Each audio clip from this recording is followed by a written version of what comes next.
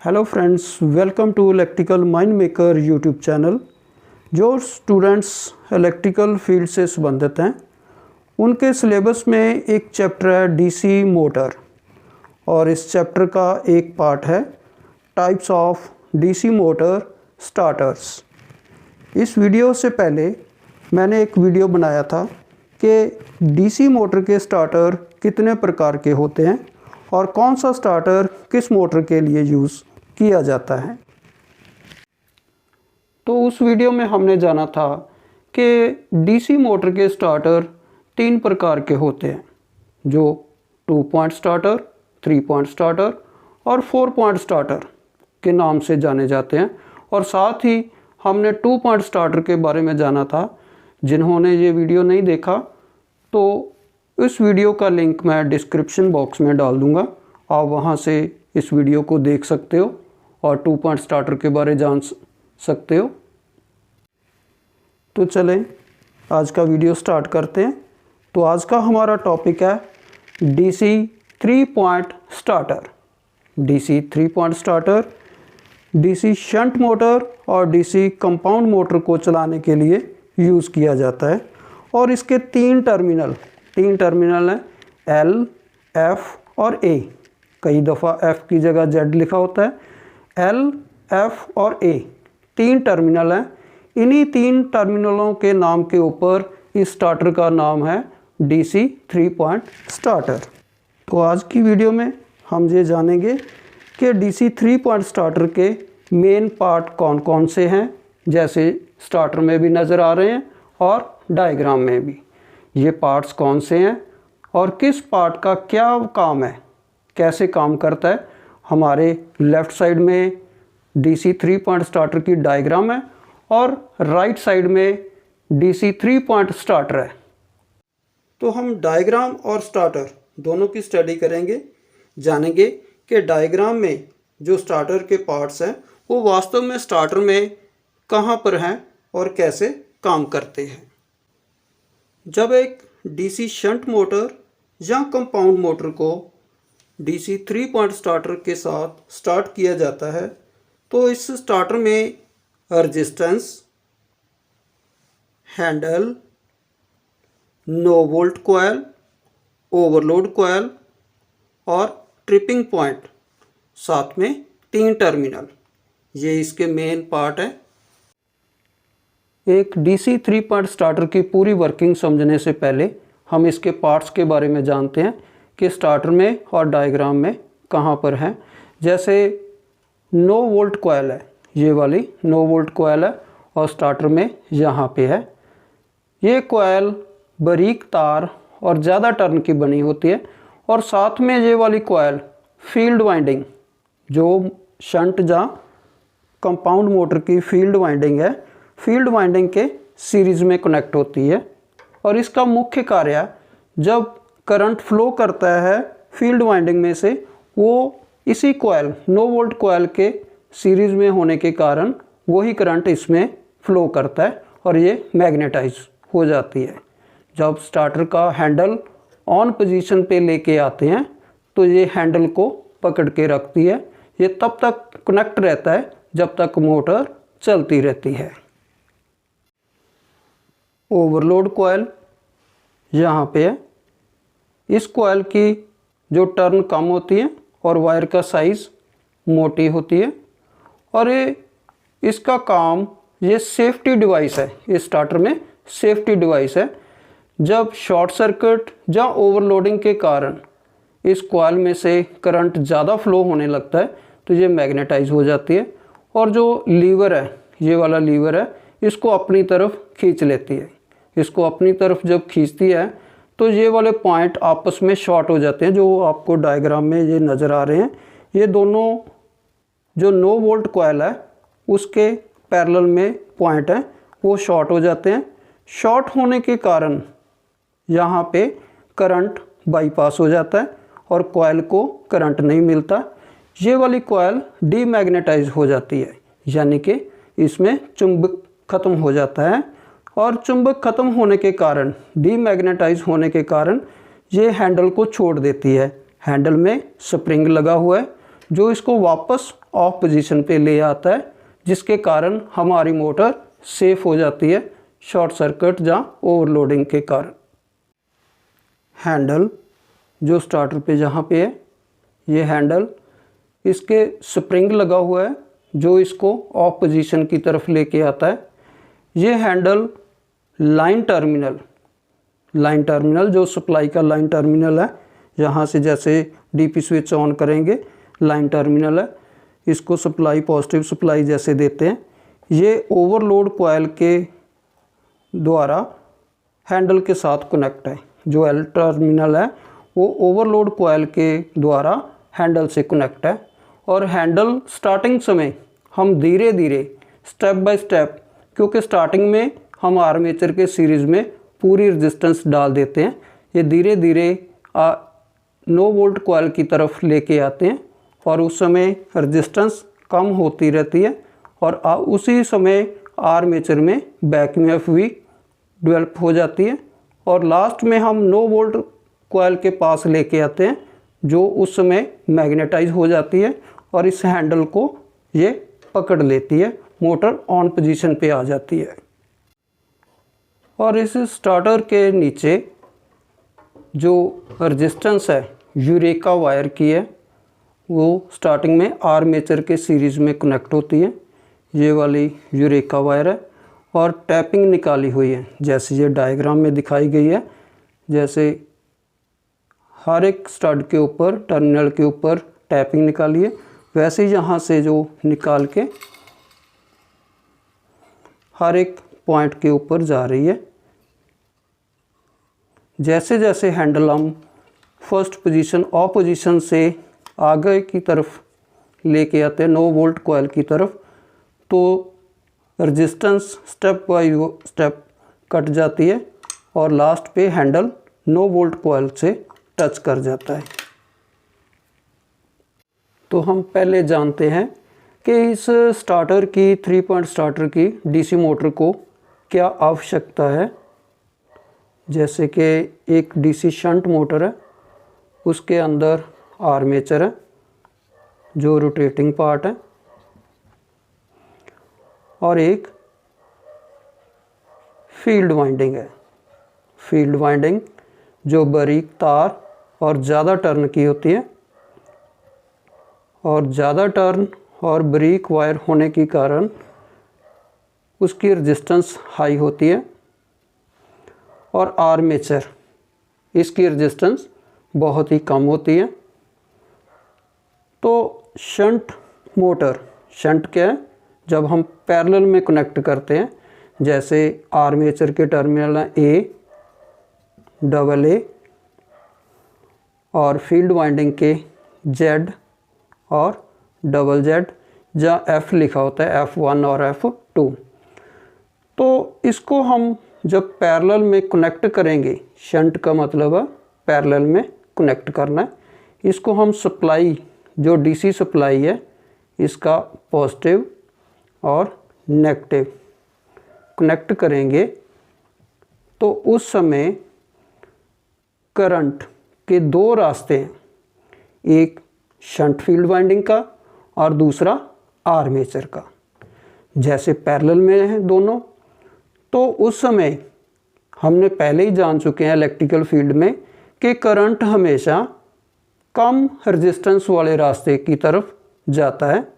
तो इस समय shunt field winding high resistance की है और करंट आर्मेचर की रेजिस्टेंस लो है, तो पूरा करंट है वो आर्मेचर की तरफ फ्लो करेगा, शंट फील्ड में नहीं जाएगा। तो उस समय पूरा करंट अगर आर्मेचर में से होकर जाएगा तो आर्मेचर की रेजिस्टेंस कम है, तो आर्मेचर जल जाएगा, मोटर हमारी ख़राब हो जाएगी, जल जाएगी। और स्टार्टिंग समय आर्मेचर स्थिर होता है, उसमें कोई भी बैक ईएमएफ नहीं होते। तो इसी को बचाने के लिए मोटर का आर्मेचर ना जले, इसीलिए डीसी 3 पॉइंट स्टार्टर यूज़ किया जाता है। तो उस समय पूरी की पूरी रेजिस्टेंस, जो पूरी रेजिस्टेंस है वो आर्मेचर के सीरीज़ में, जैसे आप देखोगे आर्मेचर के सीरीज़ में डाल दी जाती है। तो जहाँ पे 3 टर्मिनल बन जाते हैं, जैसे जहाँ पे Z या F लिखा होता है, और एक पॉइंट है जो L, 3 टर्मिनल हो गए L, Z या F भी लिखा होता है, और A, ये 3 टर्मिनल बन गए हैं। और स्टार्टिंग समय जो रेजिस्टेंस है, पूरी रेजिस्टेंस है, वो आर्मेचर के सीरीज़ में डाल दी जाती है ताकि आर्मेचर को डायरेक्ट करंट सीधा ना जाए और डिवाइड होकर जाए फील्ड वाइंडिंग और आर्मेचर में। तो अब हम एक डीसी शंट मोटर और 3 पॉइंट स्टार्टर दोनों को कनेक्ट किया हुआ है, तो इसके बारे में जानते हैं। तो डीसी सप्लाई है हमारे पास और डीपी स्विच लगा हुआ है और साथ में फ्यूज़ और न्यूट्रल लिंक है। जब डीपी स्विच ऑन करते हैं तो एक शंट फील्ड वाइंडिंग और दूसरी आर्मेचर की वायर है, दोनों को जोड़कर एक नेगेटिव के साथ कनेक्ट कर दिया है। जैसे मैंने डायग्राम में दिखाया था, दोनों को एक फील्ड वाइंडिंग और आर्मेचर को नेगेटिव के साथ कनेक्ट कर दिया है। और पॉजिटिव वायर जो L टर्मिनल, स्टार्टर का L टर्मिनल है, उसके साथ कनेक्ट है। पॉजिटिव वायर हम यहाँ L पे लगा देंगे, L टर्मिनल जो सप्लाई का है।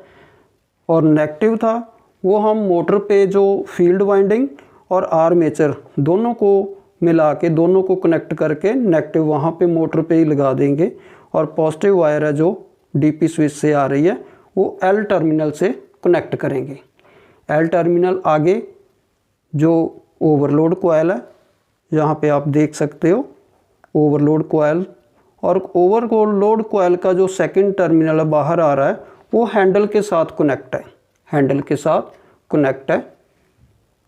तो करंट हैंडल के द्वारा फर्स्ट टर्मिनल के ऊपर पहुंच गया, जो यहाँ पे ऑफ पोजीशन पे है। जो फर्स्ट टर्मिनल है, जो स्टड है, वो बिल्कुल फ्री है, इसके साथ कोई रेजिस्टेंस कनेक्ट नहीं है। जहाँ तक करंट पहुँच गया, आपको स्टार्टर में भी दिखाता हूँ, आपको नज़दीक करके आप देख सकते हो। जैसे आप देखोगे जो फर्स्ट टर्मिनल है वो बिल्कुल फ्री है, किसी रेजिस्टेंस के साथ कनेक्ट नहीं है। ये ऑफ पोजीशन है स्टार्टर की, जहाँ पर करंट रुका हुआ है। उसके बाद जब हम हैंडल को फर्स्ट टर्मिनल से आगे लेके जाएंगे, रेजिस्टेंस के साथ कनेक्ट हो जाएगा। और यहाँ पर 2 रास्ते हैं करंट के, यहाँ पहले जो ऑफ पोजीशन के बाद पहला आएगा, यहाँ पर 2 रास्ते हो गए करंट के। एक रेजिस्टेंस के द्वारा जो सीधा आर्मेचर यहाँ पर आ जाएगा, और दूसरा यहाँ से वायर डायरेक्ट 9 वोल्ट कॉइल, और 9 वोल्ट कॉइल में से होके फील्ड वाइंडिंग, जो फील्ड वाइंडिंग है, यहाँ तक पहुँच जाता है। जैसे हमने पहले डायग्राम में देखा था कि नेगेटिव सीधा फील्ड वाइंडिंग और आर्मेचर को मिल गया, और दूसरे टर्मिनल को सीधा जोड़ेंगे तो करंट आर्मेचर में से ही बहेगा क्योंकि रेजिस्टेंस कम है।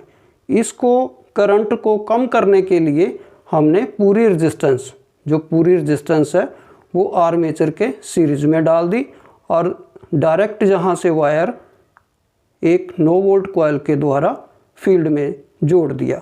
तो इस समय फील्ड को भी करंट मिल गया, और आर्मेचर को करंट कहाँ से मिला? पूरी रेजिस्टेंस के द्वारा। जो पूरी रेजिस्टेंस है वो इसके सीरीज में है। तो हम हैंडल को जब आगे की तरफ बढ़ाएंगे तो स्टेप बाय स्टेप जो रेजिस्टेंस है वो आर्मेचर के सीरीज में कटती जाएगी। आर्मेचर को इस रेजिस्टेंस की अब ज़रूरत नहीं है, क्योंकि जब धीरे धीरे वो घूमना शुरू करेगा फील्ड वाइंडिंग में, तो फील्ड के जो लाइंस है उसको आर्मेचर के कंडक्टर कट करेंगे, और उसमें एक ईएमएफ इंड्यूस हो जाएगी, जो कि दी गई सप्लाई से ऑपोजिट होगी। जो हम सप्लाई दे रहे हैं उसकी पोलैरिटी से ऑपोजिट होगी, और इसके कारण उसको हम बैक ईएमएफ बोलते हैं, जो कि दी गई सप्लाई का विरोध करती है, अपोज करती है। और ये बैक ईएमएफ तकरीबन देगी सप्लाई का 98% सप्लाई होती है। तो उस समय पूरी वोल्टेज को वो आर्मेचर सहारने के योग हो जाता है। और जो फील्ड वाइंडिंग के सीरीज़ में 9 वोल्ट कॉइल है, ये मैग्नेटाइज हो जाती है और इस पोजीशन पे हैंडल को वो पकड़ के रखती है। और हम अगर इसको छोड़ भी दें तो उस समय हैंडल को 9 वोल्ट पकड़ के रखती है और मोटर ऑन पोजीशन पे रहती है। और किसी वजह के कारण अगर ओवरलोड हो जाए मोटर या शॉर्ट सर्किट हो जाए तो उस समय जो ओवरलोड कॉइल है इसमें से बहुत ज़्यादा करंट बहेगा, जिसके कारण ये मैग्नेटाइज हो जाएगी और लीवर को अपनी तरफ खींचेगी। ये वाला लीवर है, इसको अपनी तरफ खींचेगी। तो ये दोनों पॉइंट हैं ये 9 वोल्ट कॉइल के पैरेलल में लगे हैं, जो डायग्राम में पहले भी दिखाए हैं। ये दोनों टर्मिनल शॉर्ट हो जाएंगे, जिसके कारण करंट बाईपास हो जाएगा, 9 वोल्ट कॉइल को करंट नहीं मिलेगा, जिसके कारण ये कॉइल 9 वोल्ट कॉइल डीमैग्नेटाइज हो जाएगी और इसमें जो हैंडल को पकड़ने की क्षमता है वो ख़त्म हो जाएगी और उसके कारण स्प्रिंग हैंडल को वापस ऑफ पोजीशन पे ले आएगा। तो इस डीसी 3 पॉइंट स्टार्टर की वजह से एक डीसी शंट मोटर या डीसी कंपाउंड मोटर स्टार्टिंग समय और रनिंग समय सेफ रहेगी कि हम इसको मोटर को आसानी से चला सकते हैं। और चलाते वक्त जो स्टार्टिंग समय है तो उस समय हैंडल को धीरे धीरे आगे की तरफ लेके जाना है। अगर आप जल्दी से इसको लेके जाओगे तो उस समय भी मोटर ज़्यादा करंट लेगी और शॉर्ट सर्किट का कारण बन सकती है, क्योंकि करंट ज़्यादा फ्लो होगा आर्मेचर में। तो आपने स्टार्टिंग समय यही ध्यान रखना है, एक प्रिकॉशन है कि हैंडल को धीरे धीरे लेके जाना है। उस समय आर्मेचर के सीरीज़ में पूरी रेजिस्टेंस होगी। आर्मेचर जब घूमना शुरू करेगा तो उसमें बैक ईएमएफ डेवलप होगी, जो पूरी सप्लाई को वो सामना कर सकेगा। तो उस समय आप लास्ट पे इसको छोड़ सकते हो। उस समय हैंडल को पकड़ने का काम 9 वोल्ट कॉइल का होगा। तो लास्ट में आपको बता दें कि ये 3 पॉइंट स्टार्टर एक शंट मोटर और कंपाउंड मोटर को चलाने के लिए यूज़ किए जाते हैं। लेकिन जब भी स्पीड वेरिएशन की ज़रूरत हो कि अगर हमने नॉर्मल से ज़्यादा स्पीड लेनी है तो उस समय फील्ड वाइंडिंग के सीरीज़ में रेजिस्टेंस ऐड करनी पड़ती है। उसको रेजिस्टेंस को इसके रास्ते में और लगाना पड़ता है। तो उस समय करंट, फील्ड का करंट कम हो जाता है। जैसे कि इस फील्ड वाइंडिंग के सीरीज़ में 9 वोल्ट कॉइल लगी है, इसका भी करंट कम हो जाएगा। और करंट कम होने की वजह से ये पूरा मैग्नेट जो हैंडल को पकड़ के रखना है वो कम हो जाता है और कम होने के कारण ये हैंडल को बार बार छोड़ देती है, मोटर ऑफ हो जाती है। तो इस स्टार्टर है उसकी हेल्प से हम स्पीड वेरी करने में मुश्किल आती है। तो उस समय हम 3 पॉइंट स्टार्टर की जगह 4 पॉइंट स्टार्टर, जो डीसी 4 पॉइंट स्टार्टर है, वो यूज़ करते हैं।